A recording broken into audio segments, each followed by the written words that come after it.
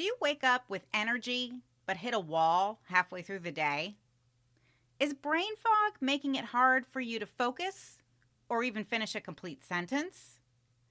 Are you still trying to lose the same 10, 20, 30 pounds or more that you put on after baby number 2, but the only thing you're losing these days is your patience?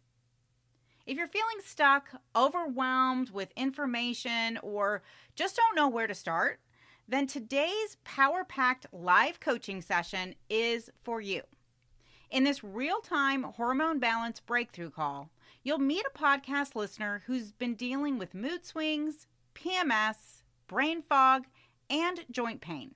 Not to mention weight that just won't budge, despite working out and eating clean. Listen in as we unpack her complete hormone assessment, connect the dots between her symptoms and her hormone imbalances, and uncover the hidden habits sabotaging her results. Plus, you're going to hear exactly what she should focus on first and how you can apply the same hormone balancing hacks to your own symptoms and weight gain. So grab a pen and a notebook. It's time to stop spinning your wheels and get your own breakthrough. Are you ready? Let's dive in. Welcome to Are You There Midlife? It's me, Monica. Hi, I'm Monica Topetti, wife, mom, health coach, and hormone imbalance survivor. And I'm on a mission to help women in midlife balance hormones naturally without drugs, doctors, or divorce. Are you tired of dealing with heavy, painful periods that look like a crime scene? Are you sick of struggling with anxiety, fatigue, or brain fog that... What was I just saying? Are you frustrated doing all the things to lose weight but still packing on pounds faster than a real housewife changes Birkins? Girl, you are in the right place. Join me each week as I spill the tea on what to expect in perimenopause and beyond. From IBS to insomnia, bloating to funky body odor, I'll unpack all the weird stuff happening inside our midlife bodies, plus give you the latest science and holistic solutions to manage it all. So ditch the Spanx and hop on board the Hot Mess Express. Let's do this. Hey Cheyenne, how you doing today? I am so good because I've been looking forward to this call forever. Well, I'm excited, of course, to talk with you. My first question is, you had mentioned that you had some issues with sleep in your questionnaire. So tell me a little bit about that. At this point, I have a 5-year-old and 2-year-old, and they both sleep in my room. So that contributes to a little bit of the sleep factor in general. But I've noticed that long past my 2-year-old was waking up regularly in the middle of the night, I was still waking up regularly in the middle of the night. So it's really odd. Sometimes I have struggles falling asleep, but it's more than that. It's usually, even when I fall asleep well, I notice that I'm waking up every couple hours. And there's some times where I'll get up to go pee and then I come back and I just lay awake for an hour. Like my body cannot relax and get itself back to sleep. Okay, so are you kind of like a ruminator where you like lay there and think about all the stuff that you have to do, or is it just you just feel like your mind is kind of blank but you just can't relax? Oh, I'm totally the first one. Okay. I start going through all the Okay. things like, and then I've got list upon list all of a sudden, then I'm on my phone and it just feels like a snowball effect. And you said you have two little ones sleeping in the room with you. Do they kind of like wrestle in the middle of the night and wake you up, or do you find like you're kind of doing that on your own? In the past, I would say it was more them, but now it really is just, it feels like I wake up and I look and like my husband's, dead asleep. My sons are, and I'm just like, what the heck? Like, this is not fair. I got to be up at 6 a.m. with them. Yes. And yeah, it just happens. How many hours do you think you're getting? Probably 7. I try, I'm up at 6 a.m. almost every morning, ready to go, early risers. And I try to really get in bed sometime around 10:30 or so. So I like to, say that I'm sleeping between 11 and 6, but often on the nights when I'm waking up, I don't know. I totally get that. Now, you had mentioned also that you've been taking some melatonin to go to sleep? Have you been doing that pretty regularly? More often than I would like, because Mhm. I've never been a habitual medication taker, except I guess vitamins. But I know melatonin is that one you just hear of, like, that you don't want to rely on because I Yeah. know our body naturally makes it. So Yes. I would say, like, out of the 7 nights a week, though, I'm starting to take it sometimes preemptively. Like, I'm just like, okay, I really want to be able to sleep. And then Yeah. there's some nights I get that it's that what I shared with you earlier, that hour that I'm just lying in bed and just it's going all of a sudden from 3, it's 4, and I'm like, oh my gosh, I'm going to be up in 2 hours.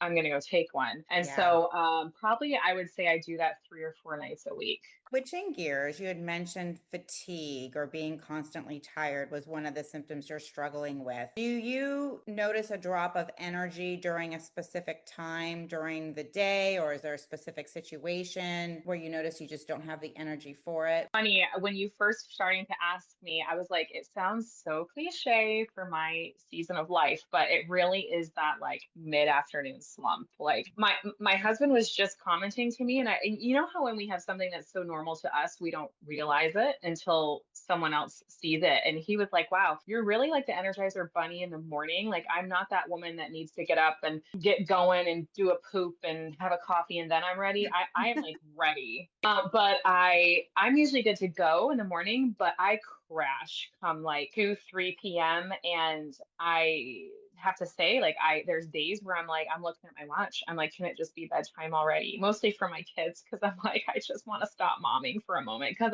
I'm feeling the fatigue. Do you consume any caffeine or alcohol? And when I say caffeine, that could be coffee, that could be tea, that could be energy drinks, that could be supplements with caffeine or supplements that stimulate your nervous system. I do. I do. Caffeine for sure. I'm usually taking about twice a day. I do take it in the morning, kind of more of a habit. And it's not usually through coffee, it's through like a wellness drink, but it does have caffeine in it. Okay. And I'll take that again in the morning. I usually work out in the morning. So again, it's like kind of giving me that extra boost. And then Hmm. I'll often have my second again I'm not a huge coffee drinker. I'll drink it sometimes, but I've started to drink more like mushroom coffee because I know too much caffeine is not good. And so but I will often have a second one of my wellness drinks during that slump time because I'm just like, yeah, with 2 young boys, I'm homeschooling, work from home. I'm like, I don't have an option to Yeah, to stop right. going or to nap. And you also asked about alcohol. So again, I reached out to you because I've been up and down as far as desperation of trying to figure myself out postpartum. I'm past year is the most that I would say I've ever drank in my life and also coped with alcohol. There was a season in this past year, I'd say in 2024, I really was drinking 6 out of 7 days. Not necessarily a ton, but a glass of wine, a couple shots of vodka. And, we live in Florida. We were living with my parents. So there was a lot of family dynamics going on. And you're also in this crazy vacation lifestyle. There's a pool outside every day. And what was something that was more treat wise, it became more habitual. So Hmm. I can only imagine that that's contributed to a lot of my body stress because I've been having it so much. And now at this point in 2025, I would say that I have it about twice a week. Okay. And so it's a lot less, but I'm talking a couple years ago, I was having a drink maybe once a week, maybe twice a month, like socially. That's definitely changed a lot. It's, Well, with the two little ones, I occasional drink. I yes. definitely don't blame you. But all these things can kind of contribute to what we're seeing Hmm. with your hormones. Hmm. So this is a total judgment-free zone, believe me. Are you currently exercising, and what type of exercise are you doing? Yes, I actually love exercise. Like that's never been my problem. So I am exercising 5 to 6 days a week. I actually have a hard time not, and it's not like because I feel like I have to lose weight. It's more like I feel my best when I move, and Yeah. so I'm often working out in the mornings. Doesn't get done. So I have a bike, like a cycle bike, one of those. It's like Peloton. So I will do a lot of bike and weights, trying to get better at not pushing so hard. 'Cause that's also something that I think I've mentally in the past from going up and down on the scale and having such a history of weight loss. I think I always thought I just have to do whatever's going to burn the most calories and is going to get my heart rate up the highest. It's been 2 years since I had my son. I do have an extra 30 pounds that has just been hanging around, and my joints can feel it. And I've had issues with plantar fasciitis, so I don't jump and do a lot of explosive and plyometrics as much as I used to anymore, but I'm still always moving because I love it. Are you walking? Do you count steps? Anything restorative? I do. A few times a week before bed with my husband, we'll do yoga or stretching for 10, 15 minutes. I have a Fitbit where my goal is 7,000 steps a day. And I'd say like 4 days a week, I get that a week. I've always been a runner. I would like to get back into running, but And did you run a lot when you were before you had your kids? I did. I did. I used to I have ran several marathons, competed in a few triathlons as well. Oh, wow. And yeah, I it's funny because being an overweight kid and always doing team sports, I used to hate running. I was like, that was my least favorite thing that my coaches asked us to do.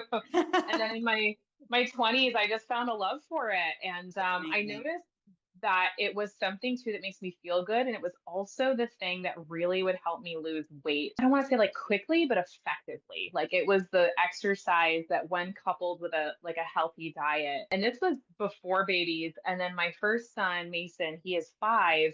And that's also why I came to you because my first son had a really great healthy pregnancy. Both my pregnancies were really great and healthy. I put on the same amount of weight. No matter how much I moved and I ate well, I put on 50 pounds with both boys. But if you see them, they're both like Vikings. I mean, I birthed large children. And but like with Mason, my first, I lost that 50 in that first year, and I did the things I always did, and I ate well and balanced, and I ate a well balanced, diet, and then I tried to apply all those same things to my second son, and it has Mhm. just like postpartum, and it has just been such a struggle. Like I got 20 pounds off, but I still have this 30 that's just like Yeah. lingering there, and it's put me in this state of like we do want to have another, but it's like even with my first son, with having such a challenging time with weight my entire life, I was like I don't want to try for a second until I get back close to my pre-baby weight. I just know it compounds everything else. So now postpartum 2 years, I'm like, gosh, like it's still there, and I've been trying so hard. And yeah, that's why I came to you, and I'm just like, I know that there's got to be something else going on that I'm just not seeing. It's good to trust your instincts. And I definitely think by the end of this call, you're going to get some ideas of things, places where you can start focusing on. Your story is not uncommon. I hear that from a lot of moms who, Mhm. 10 years out were just never able to recover, after having a baby. So it's good that you're catching this now. And if you do decide to get pregnant again in the future, that way you'll snap back even quicker because you'll be instituting all of these healthy habits, right? All through your pregnancy. Okay. Regarding your mood, how do you feel emotionally on a typical day? Are you noticing any mood swings, certain emotional triggers? What's going on with that? Should I go put my husband on the phone to answer this? Right? Yes. No, that has been one of the wildest things since this second baby because, I'm menstrual cycle since I had like just turned 12. So, I mean, for 25 years, and I never had PMS symptoms. I would have it like I've always had a very thick and heavy period, but I never got mood swings. I never was struggling. And then since this second baby, I mean, I can tell when my menstrual cycle is coming because I am more emotional. I Mm. cry more often. I'm more sensitive to where, like, yeah, God bless my husband. We've been married almost 7 years, and he's like, wow, how thrilling. I feel like I have a new woman, like, in, joking way.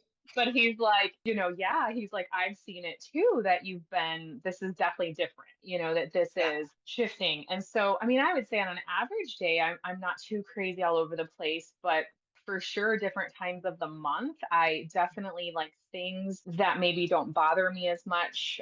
All of a sudden, I have a short fuse, like I get more angry with my boys over certain things, or I also get quick emotional, like crying during certain times of the month. So more intense PMS Yes. and a little bit more moodiness throughout the month. Yes. So the last question I'm going to ask you, this is a loaded question to ask a mom of littles. On a scale of 1 to 10, how stressed do you feel on a daily basis? Honestly, I would say a five because I really feel that my family would say that I'm a really like even keeled, emotionally like balanced person. I think I, like a lot of moms, am just way hard on myself. I don't like when I feel stressed like around my boys and when it just feels like it sometimes it feels just so emotionally taxing to get them in and out of the car seat, Yeah. get their shoes on. And so those are sometimes stressful moments. When I look at my entire day, like I wouldn't say that I'm a believer. I'm a Christian as well. So I pray constantly throughout the day and I've really flexed like that spiritual muscle to like let go, let God. But again, I think that if I were to even say it myself, I'd probably say, gosh, I probably am looking stressed. Like it's probably a 6 or a 7, but I really think I'm pretty balanced. I don't think I'm out of balance with my stress, but I also think that I can be hard on. I think as women, we're kind of told to kind of push through. We tend to have high Mm, pain tolerances. And mm, to be honest with you, I talk to a lot of women who have assessments similar to yours in terms of your primary hormone imbalance. And when I talk to them, I ask them about their stress, and they're like, "Yeah, I'm a 5. I'm fine. I feel yeah, fine." And then I yeah. dig a little deeper, and then I ask them the next question that I'm going to ask you. Have there been any major stressors in your life in the last couple of years, which could include starting a business, going back to school, starting a new job, changing careers, moving, taking on new ventures, caregiving, loss of a loved one or sickness, financial issues, any major stressors in the last couple years? I am over here like half laughing, half crying because actually I think I literally have had all of those. I mean, what we haven't talked about on the call yet is that, since my son was born, which is when we're talking about a lot of my hormonal issues surfacing that I'm starting to notice, I immigrated from my husband's home country, from Belgium, became Wow. full-time mother to his daughter, who just so happens to be a teenager. So roles shift there. And when we immigrated to the States, we not only moved in with my parents, so lost the comfort of having our own home, but moved in with my parents. And then our son had just been born, our second one. So I moved here as a newly postpartum mom, trying to figure out what is life like here in the US again? What does this look like to have my family in my parents' home? What does it look like for me to now be a mom of two young boys, but also a full-time mother to a teenager I didn't raise? And then we also decided to launch a business, all at the same time. So, I mean, and this is just the Oh. past 2 years. So, I mean, no big deal. Okay, yes. That is, it's so typical because again, oh, I'm fine. I'm a 5. I'm good. And then just hearing those things that you shared compounded upon each other. Like one of those things is a lot to handle. But Yeah. immigrating, becoming a full-time mom, getting pregnant again, trying to figure out how to get back into US life, moving in with your parents, which, oh my gosh, I've had my mother live with us a couple times and my husband's mother live with us a couple times.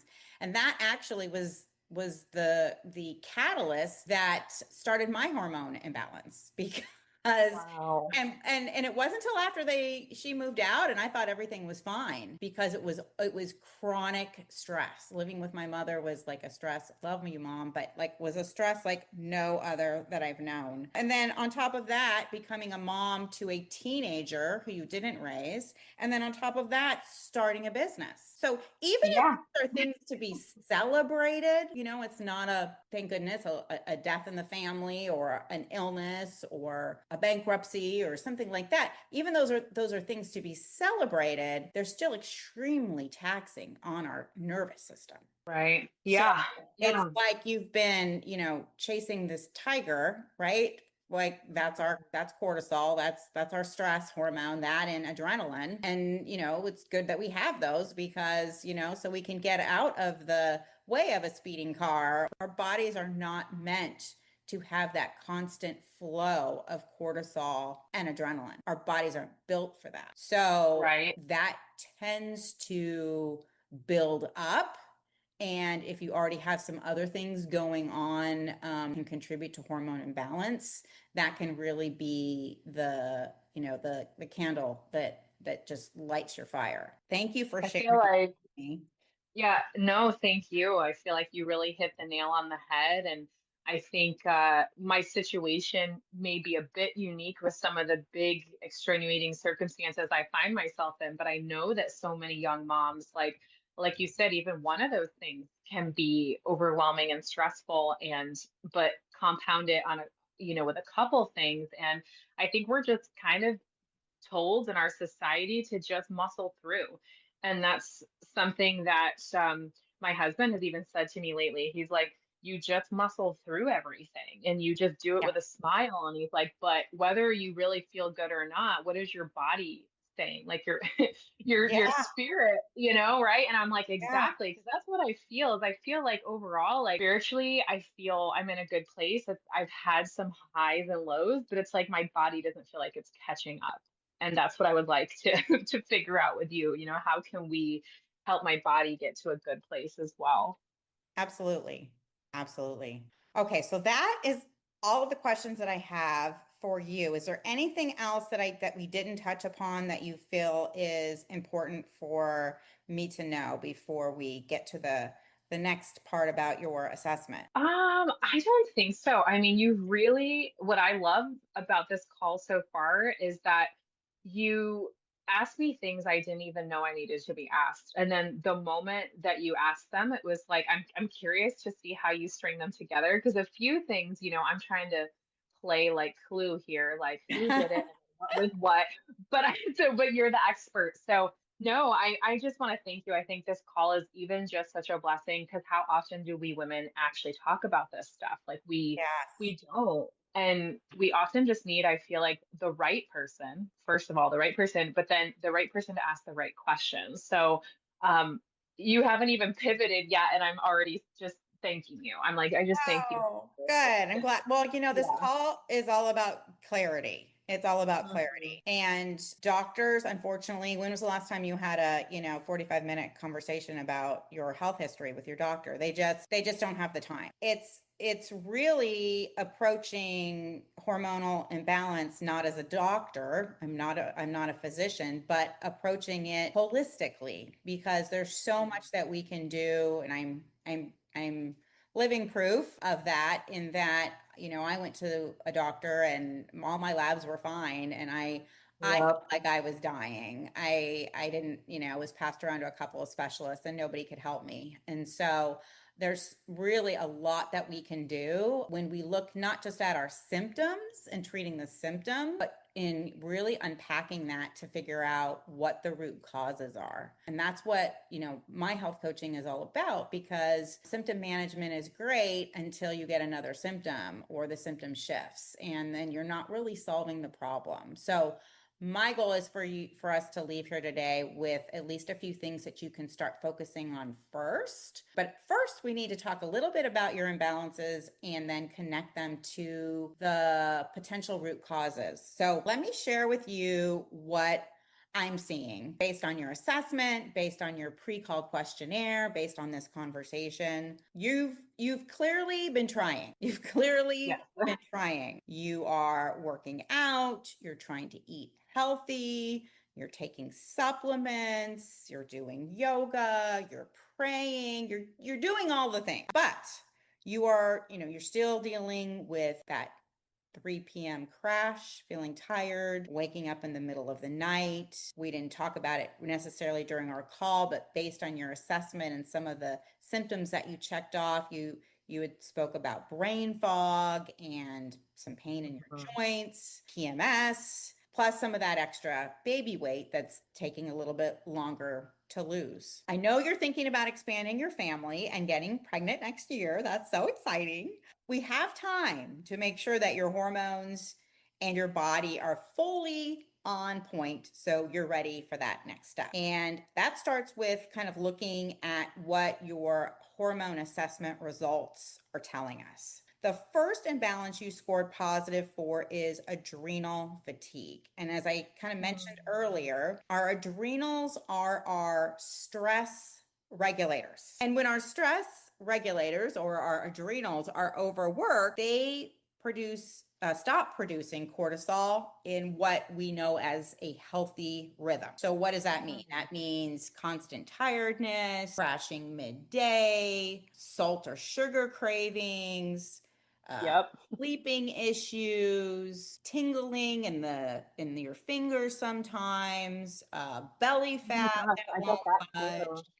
Yeah, that's all adrenal dysfunction. And it's these symptoms are actually your body's way of signaling to you that it needs to recover from this stress. It needs to repair Mhm. and to recover. So that's all that these symptoms are, is telling you that something's out of whack. And by the way, even though your workouts may be helping with your weight loss, they are also a source of stress and inflammation. Too long or too intense of cardio sessions constantly release cortisol, which lead to cortisol depletion or adrenal fatigue. We call it adrenal fatigue. Your adrenals aren't actually becoming tired.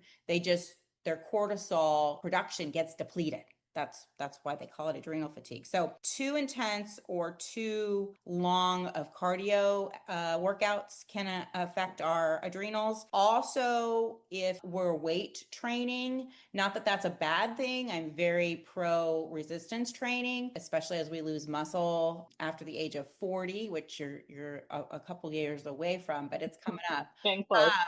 But it causes, every time we resistance train, it causes these micro tears in our muscles, and that causes inflammation in our body. So exercise can be stress as well, especially if we're not getting the right recovery in terms of nutrition, in terms of sleep, or there's other things going on in our nutrition, diet, lifestyle that are adding to that inflammation. Does that make sense? Yes, yeah.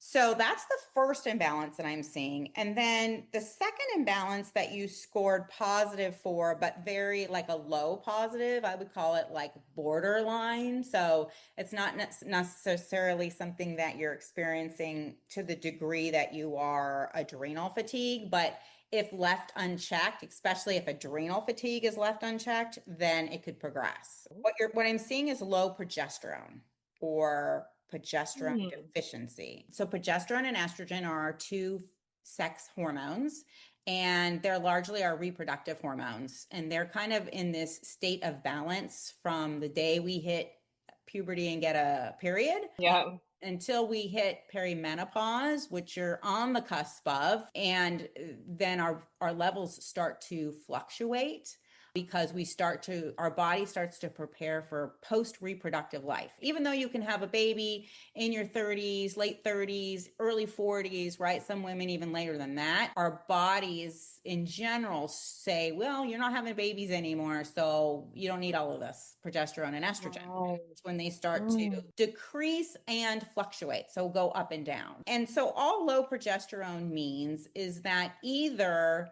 your progesterone levels are lower than normal, or it means that your estrogen is higher in comparison to your progesterone. But progesterone as a hormone plays a huge role in our mood, our metabolism, and then, of course, as I mentioned, your fertility. Yeah.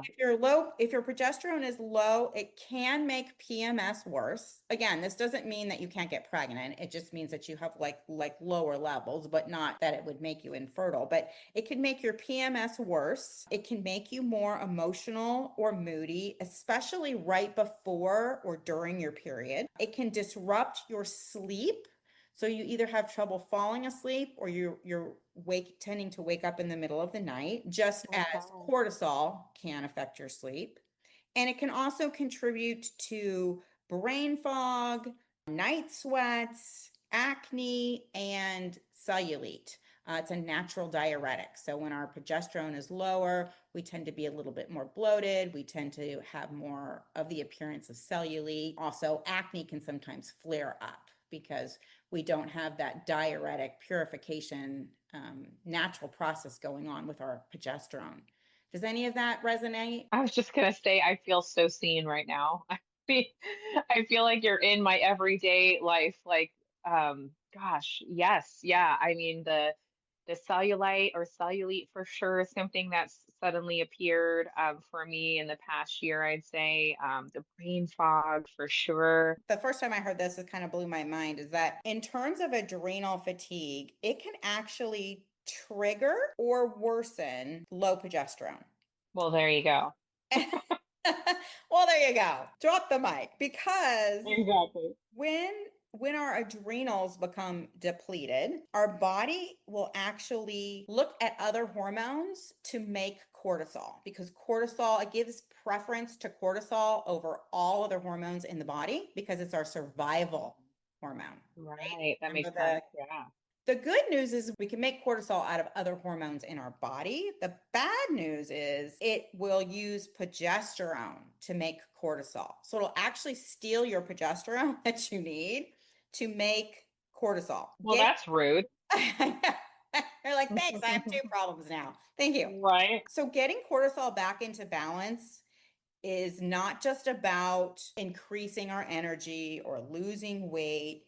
It's also key for your progesterone. The good news is we can kind of focus on just normalizing your adrenals, getting them back into balance, and that should resolve your progesterone problem as well. Right, I love that, like killing two birds with one stone, you Right? know? Right? No, I'm kind of just like mind blown and I love that. This is something a doctor's never done with me. Like I feel like even if they take labs, they don't take the time, like you said, or maybe they just don't have the time. Like I'm not a doctor hater, but I have not also had the best experience with doctors because they get your labs and they're like, oh, you're great. You're in these normal ranges. And like you, I'm like, no, no, like you don't understand. Like I do not feel right. Like I've never felt this way before. And no one's ever actually broke it down and talked to me about how hormones work in our body. So I appreciate that. I feel like I'm getting a little bit of like a science lesson here today too, an empowering lesson. Well, that's what this call is all about. And the next part is the part that's the best part because we're going to link what you've been doing or not been doing to Hmm. what's going on.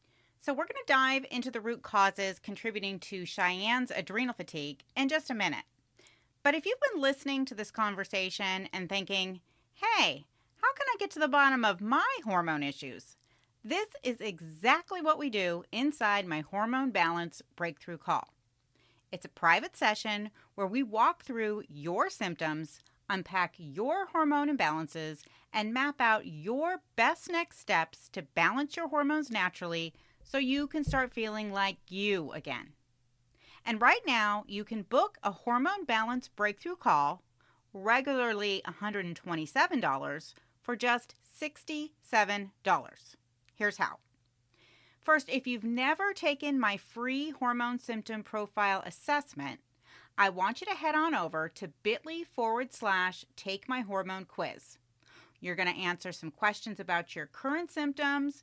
You're going to find out what your main hormone imbalance is and unlock a special Hormone Balance Breakthru Call offer for almost 50% off. If you've already taken my assessment, you can go straight to bit.ly/book a breakthrough call and use the special code AYTM at checkout to get my Hormone Balance Breakthrough Call for just $67. But hurry, because this discount does expire just 24 hours after starting the booking process. I'll be sure to drop both links for you today in today's show notes. There are a number of root causes that contribute to our hormone imbalances. Subclinical hormone imbalances that typically do not show up in blood tests unless you're getting a blood test by like a functional medicine doctor that's using tighter ranges, that we can fully help our body to heal itself.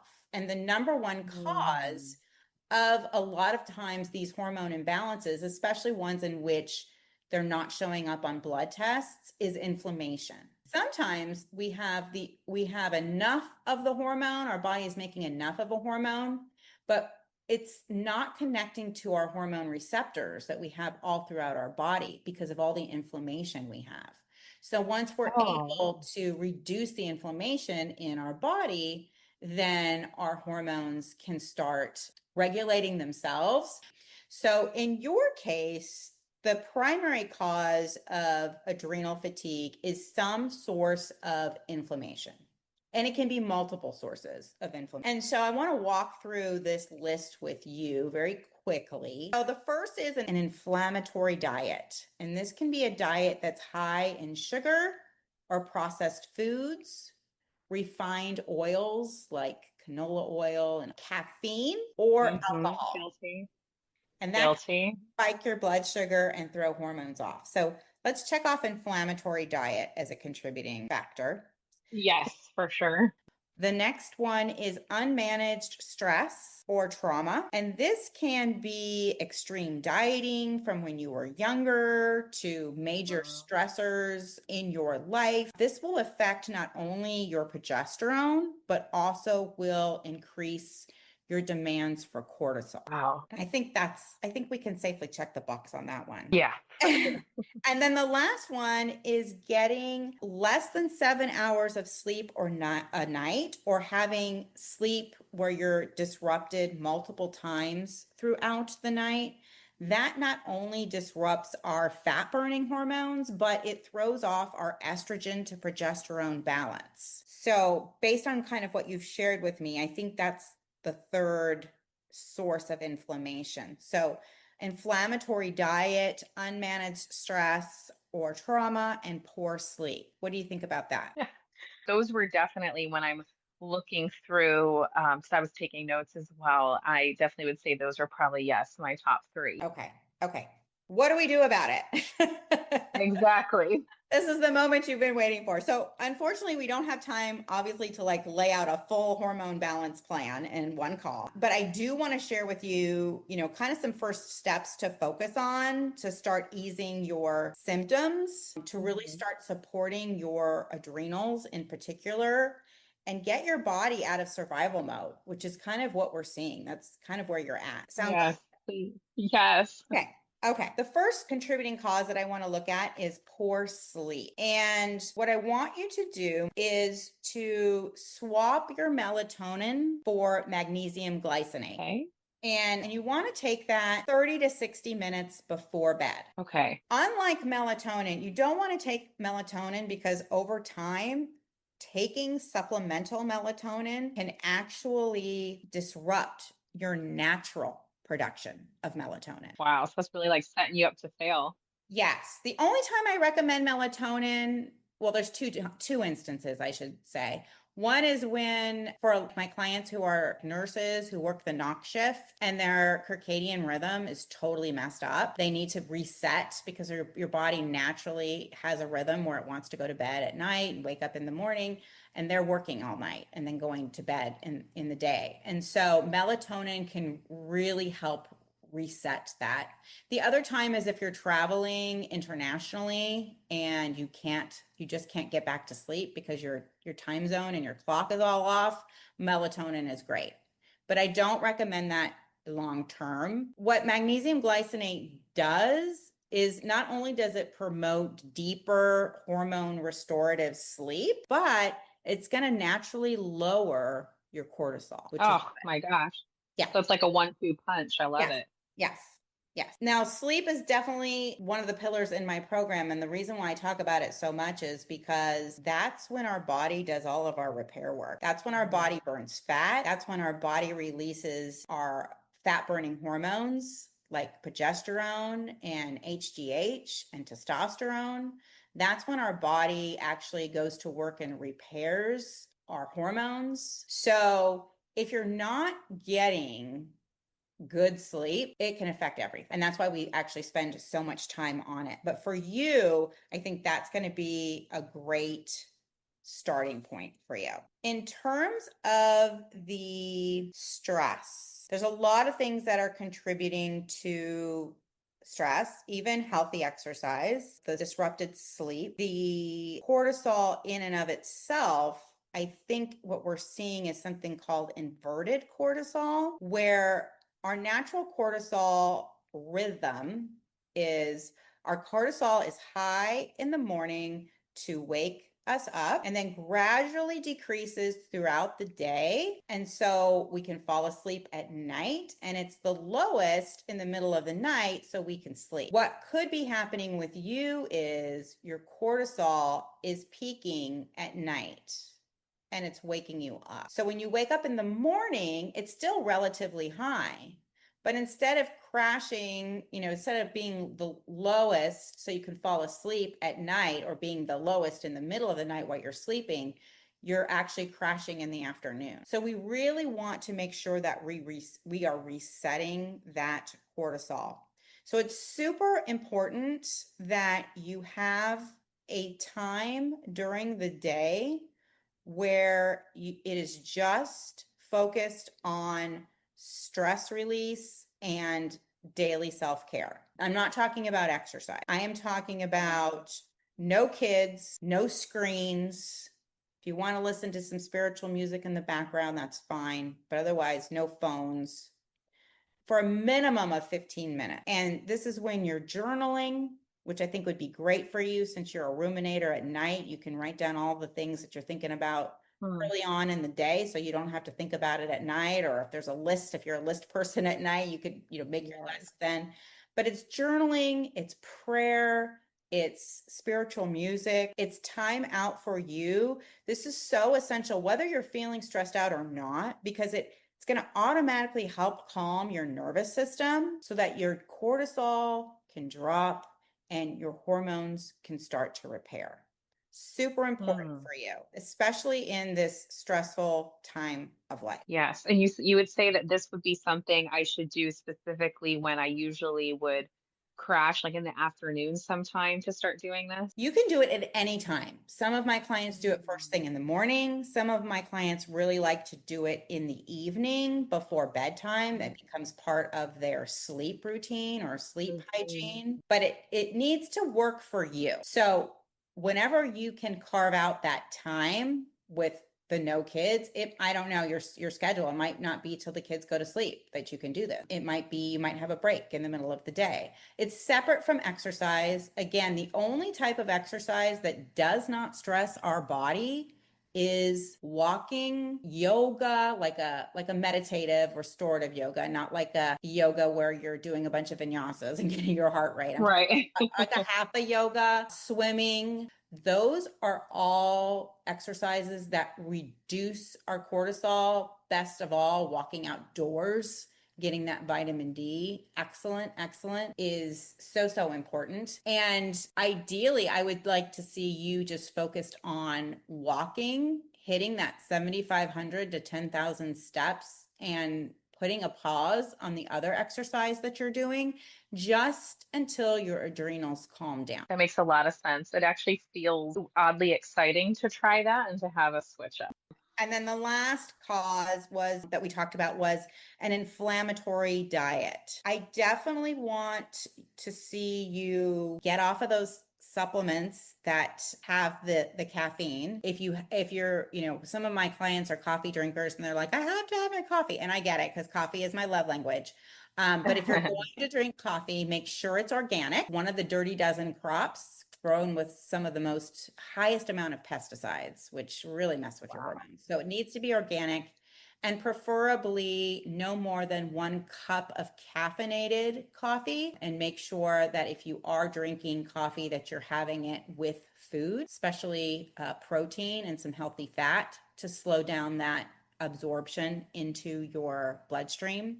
And instead, I want you to supplement with a vitamin B complex. This is great for supporting your adrenals. If you're needing something for energy, I'd much rather see you take a vitamin B complex. It's not going to solve all of your problems. Again, these are just tips to kind of get you started in the right direction. But stress can actually deplete our body's vitamin B vitamins, meaning B5, B6, B12. So chances are you might be feeling that lack of energy, not only because of what's going on with your cortisol, but because that cortisol and stress have depleted your vitamin B. So a good vitamin B complex, and then specifically vitamin B5.